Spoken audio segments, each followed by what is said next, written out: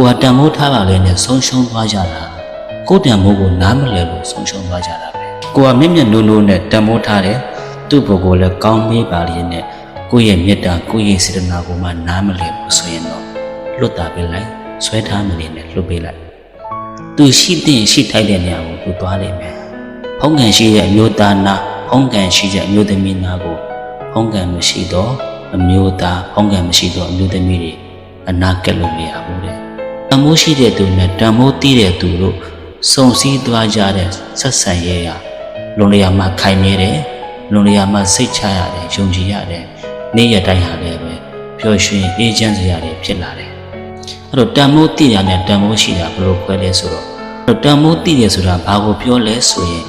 ကိုဟာသူ့ဘက်ကိုမေတ္တာထားတယ်ကိုဟာသူ့ဘောစေတနာထားတယ်အဲ့ဒီမေတ္တာအဲ့ဒီစေတနာတွေကိုနားလည်ခဲ့ပြီးတော့ကိုယ့်ဘောကိုတစ္ဆာစောင့်တည်ပေးတဲ့သူကကိုယ်တန်မိုးကိုသိတဲ့သူပဲအဲ့တော့တန်မိုးရှိတဲ့သူကဘယ်လိုလဲဆိုရင်